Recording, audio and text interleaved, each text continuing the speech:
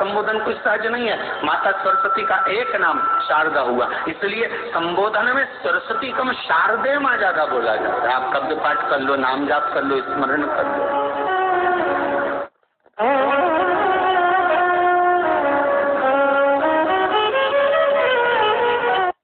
हम बच्चों से कहना चाहेंगे, छोटे छोटे बच्चों से, आप माता सरस्वती की आराधना करा दो। मेरे बच्चों से निवेदन है, कभी जिंदगी में अगर मौका मिल जाए और सरसों के फूल यदि आपके जीवन में आपको कहीं से प्राप्त हो जाए, सरसों के फूल जानते हो ना, पीला कलर का होता है, सरसों का फल, आप प्रयास करो सरसों का फूल। जिस दिन माता सरस्वती का, मेरी बागेश्वरी का जिस दिन प्राकट्य उत्सव हो बसंत पंचमी का, उस समय पर माता सरस्वती का स्मरण कर कर वो सरसों का फूल आप देवादिदेव महादेव को चढ़ाइए। जैसे माता सरस्वती को ज्ञान दिया था, वैसा मेरा महादेव आपको भी ज्ञान दे। वो सरसों का फूल आप देवादिदेव महादेव को समर्पित। कई जगह पर आम के जो झूमर होते हैं वो, कई जगह पर सरसों का पुष्प, सरसों का फूल वैसे शिव महापुराण के अनुसार अगर हम देखें तो बड़े रोग में भी कार्य करता है। जिसको कैंसर जैसा रोग हो जाता है या किडनी लीवर जिसका डैमेज हो जाता है, इसके लिए हमने पहले भी कथाओं में वर्णन किया है। बसंत पंचमी का दिन, महाराज सरस्वती का दिन, जिस दिन जो बच्चा पढ़ने में कमजोर होता है उसके हाथ से बसंत पंचमी के दिन सरसों के 31 फूल शंकर जी को चढ़ा दिए जाते हैं, तो बच्चा पढ़ने में अव्वल निकल जाता है। उसके बच्चे को कभी नहीं कह सकते कि पढ़ने बैठ, वो खुद बैठेगा। केवल आज बसंत पंचमी का दिन, एक ही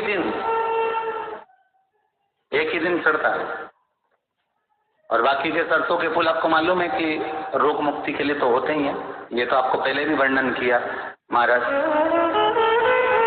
कि जब कोई एकदम रोग आ जाए और डॉक्टर एकदम बोल दे कि ये रोग भारी आ गया है और इसकी जांचें जाएंगी और फिर ये कुछ भी हो सकता है, तो क्या करा जाता था कि 108 सरसों के फूल लाकर तुरंत शंकर भगवान को चढ़ाए जाते थे महाराज। तो चढ़ाने के बाद में रिपोर्ट अच्छी आती है। ऐसा नियम है। कहीं कोई ठेकेदारी करते हैं ना, जो ठेका भरते हैं कि भाई मेरा टेंडर आना चाहिए, मेरा ये काम होना चाहिए, मेरी मल्टी बनना चाहिए, या मेरा ये काम के लिए जा रहा हूँ, ये काम फतेह होना चाहिए, उसके सबके हाथ पैर जोड़ने से अच्छा है एक काम करो, बस 108 सरसों के फूल उठाओ, शंकर जी का उद्धोतेश्वर महादेव का नाम लिखो और छोड़ दो, शिव जी के ऊपर एक एक कर चढ़ा दो, वो ठेका तुम्हें ही मिलेगा, वो काम तुम्हारे पास ही आएगा।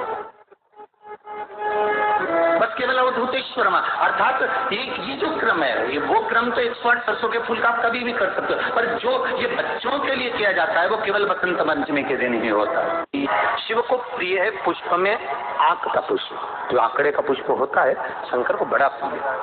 और दूसरे नंबर पर शंकर को प्रिय है शमी का पुष्प, बहुत ध्यान देना महाराज। तीसरे नंबर पर शंकर को प्रिय है महाराज सरसों का पुष्प।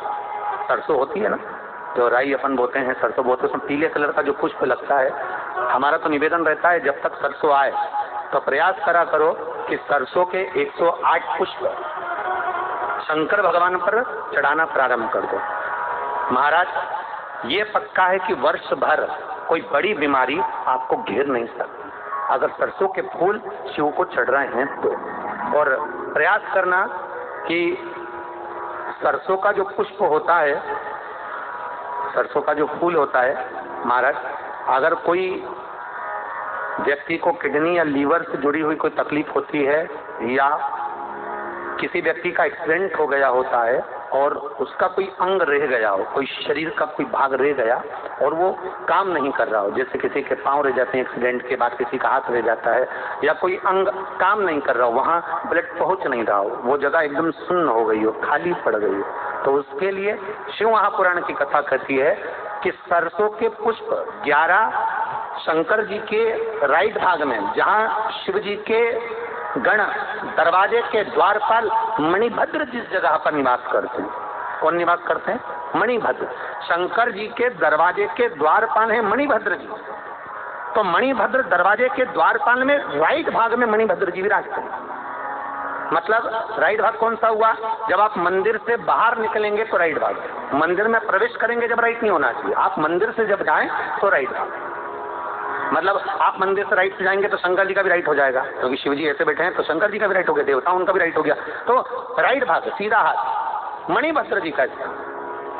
11 सरसों के पुष्प मणिभद्र के उस द्वार पर आप रख दीजिए, और मणिभद्र के द्वार पर रखकर अंदर जाकर 108 वापिस जब आप बाहर निकल रहे हैं, ये पुष्प आप रखने के बाद एक बार बाहर जाएंगे, फिर वापिस आएंगे मणिभद्र के रखने के बाद, और अंदर जाकर 108 सरसों के पुष्प शंकर को समर्पित करेंगे महाराज। उस सरसों के पुष्प जो शिव जी को आप समर्पित कर रहे हैं उसको वापिस लेकर आएंगे।